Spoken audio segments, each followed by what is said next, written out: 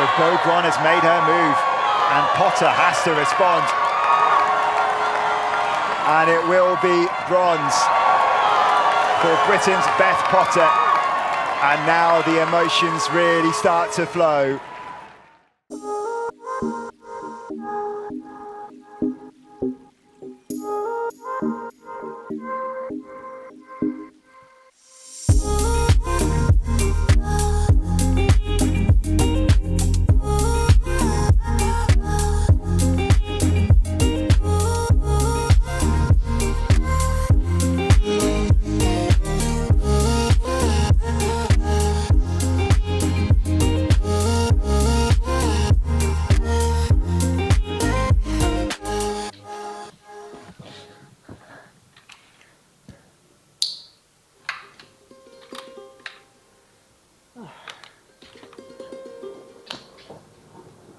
The weather is finally nice in Leeds, so that's much easier to get out riding. But yeah, just back from Paris and just trying to get back into a bit of a rhythm and routine again. Just stay, I guess, busy with training at the moment. No, I think it's good for me. I think there's just it's like a real emotional roller coaster. It has been the last, last couple of months really, but in particular the last couple of weeks. So I think just trying to find some sort of normality amongst a lot of the chaos it's been quite good. I was nervous, and it felt like a lot of pressure, and there was a lot, obviously, a lot of pressure going in, and it's a big deal. It's the Olympics, and I think just those last couple of days once I arrived in Paris on a Friday, the days just seemed to be really slow, and there wasn't much to do in the day because I wasn't doing that much training at that point, so you just felt like you were, waiting for hours for the next thing, like the next session to do. So, it was a weird one, and then obviously there was a lot of uncertainty around the water quality and the current in the river, and we had quite a lot of rain over that weekend, so it was kind of up in the air as to what, when the race was going to go ahead, and if it was going to be moved to one of the mitigation days, or if it was going to be moved to a duathlon, and so there's a lot of kind of uncertainty around that, which everyone has to kind of deal with that, and I guess it's just how you respond to that. Like people sometimes, some people can take that worse than others, but I think just choosing your response to the situation.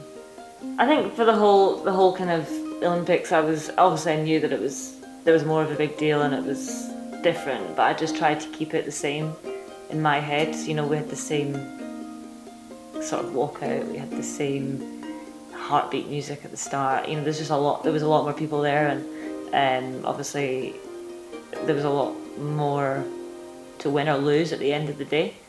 I just tried to do everything as I would usually for any other World Series race, and I think that helped, and just try to enjoy it, to be honest, because you don't come around that often, like they come around every 4 years, and it's like a privilege to be there. Like, I've got the pressure of being there, and the pressure of being like one of the favourites going into this race, and not everyone can win, and I think I know that I left it all out in the race course that day, so I know that I did everything I possibly could. So I can always feel at peace with like all my prep and how I executed my race. I think maybe if it'd been a different year or whatever, it might have been a different result. But you have to go with what you've got on the day, and third was the best I had. Obviously, we've done river swims before, so we did a river swim back in Pontevedra last year, but that was more tidal, so it was different to this swim. There was obviously a very fast current going out, and usually there's one side of the pontoon that's better than the other. So, but obviously in Paris it was better in the middle because it's the deepest part of the river and faster current. So I had a really good start. I think I was third or fourth at the first buoy inside the line. And then when you come to turn to come back upstream, obviously the current is very strong because it took us about 3 minutes to go out and about 9 minutes to come back. So obviously it's you know, it was very fast on the way out, but as you're turning the first buoy, you almost have to kind of aim for a point somewhere upstream, because if you start looking at the second buoy, you're just going to drift way past it.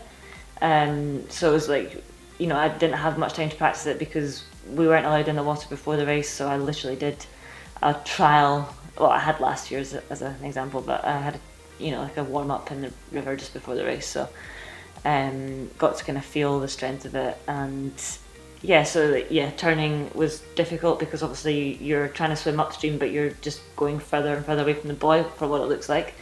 And then the key was to just get over to the bank as quickly as possible, because yeah, obviously at the kind of outer parts of the river, the current is less, you know, not as strong, so it's easier to swim up that part of it.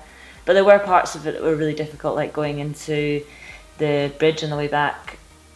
I guess all the water is kind of funneling in at that one point, and you know, for about 30 seconds to a minute, I felt like I wasn't going anywhere. You know, I was breathing and I was still looking at the same point on the bridge wall. But I think, yeah, it definitely threw a different dynamic in, and you had to be quite smart and a bit savvy about where you positioned yourself. I could see the swimmers around me. I knew Flora was out front. I knew I was on Victoria Lopez's feet. I was like, yeah, Alistair did say to me to like get on the feet, but like get really on the feet, like, you know, be on top of the feet. So I was doing that. So I knew I was around good swimmers. Maya was close by as well, so I was in good company. And I knew there was only a couple people ahead of me, and you know, I didn't have any kind of contact in the swim. No one really touched me, so I knew I was in a good place. I knew I was having a good swim. And that was, you know, that was key. That was key to my race, setting it up well, and that's what I've really been working on the last 4 years. Like, is to, you know, get my swimming bike where it needed to be competitive and to be able to use my run. Yeah, there was lots of crashes. There was lots of crashes right in front of me, actually. Yeah, I think that obviously played another part in the race. Like, it was, you know, by the second lap, a lot of some of the key guys were just out because they, you know, out of that front group because they'd crashed. So I think there was just a lot to think about, and I really felt like for like an hour and 20 minutes I was just concentrating. Like, I was working really hard. I don't even remember. I didn't even look at our like team board to see where other people were. You know, like I was just focused on the wheel in front.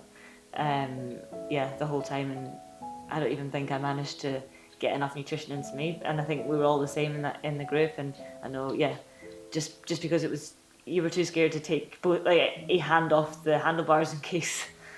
It was just felt like they were on tenterhooks, and just there was a lot going on. Yeah, like there were a couple of attacks in our group, but you know, they were all closed down quite quickly. There was a point in the race where 4 people came down in front of me, and I obviously got stuck kind of behind that group of people that came down, or like kind of amongst that, and it was all over the road, so I had to kind of find my way through. And the group I was with kind of got, I don't know, 30-40 metres up the road, and I thought, oh, you're in trouble now. And I knew that was the race. Like, I knew I had to like close that gap like immediately, but I didn't feel at any point like it wasn't a stress. Like, I knew that's what I trained for, you know. Like, I've done many sessions where I've been left like 50 metres behind and I've had to chase on. Like, I've practiced it, so everything, you know, like I felt like I had all bases covered. I was like confident in my preparation and confident that, you know, I could handle most things that were thrown at me. Immediately we established, like, 4 of us got away, and that was really it until probably about 1500 to go. The 4 of us running in a group together.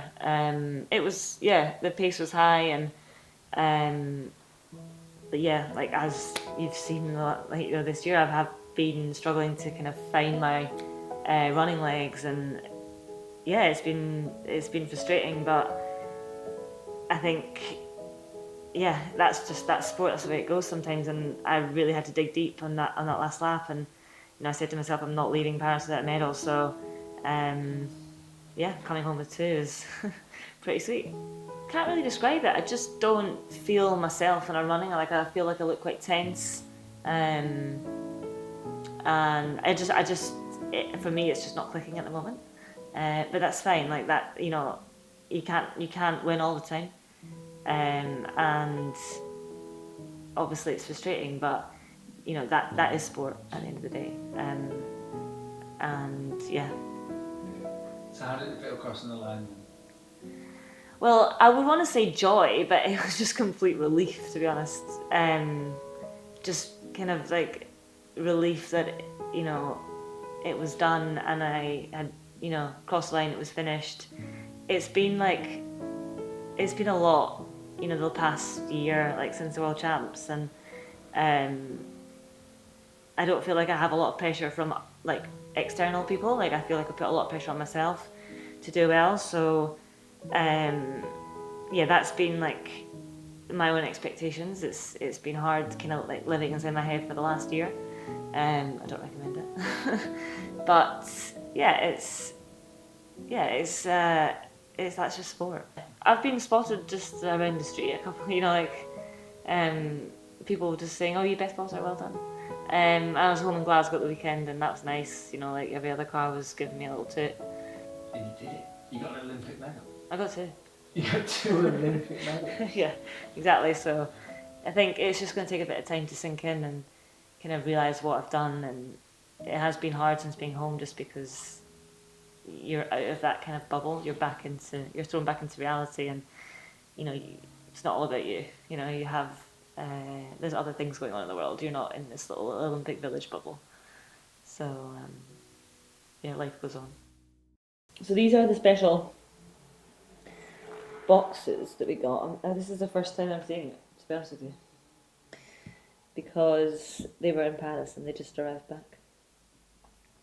So it says, "An Olympic medal is forever, so you can wear your Olympic medalist pin with great pride every day."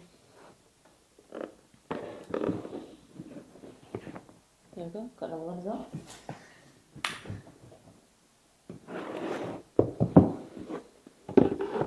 This is the individual one. This one's a bit more battered. I've had this one 5 extra days. I might frame one. Yeah. I don't know whether my parents got the other one. Because I've got 2. Did I say I've got 2 medals?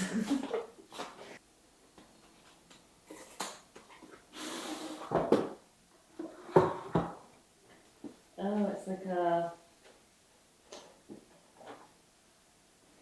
an Olympic poster. This is the bridge that we had transition on. And I guess it's got all the name. I actually got a really nice present from one of my friends. I've not spotted myself yet, but this is obviously the swim. This is the bridge because of the Eiffel Tower, and then it's got the finish. Sandra, Julie, Beth. So that was a bit of a recap of my Olympic experience, all in one. But yeah, thanks so much for following along, and you know, stay tuned because there's still a lot left of this season, and I've still got some big goals to go.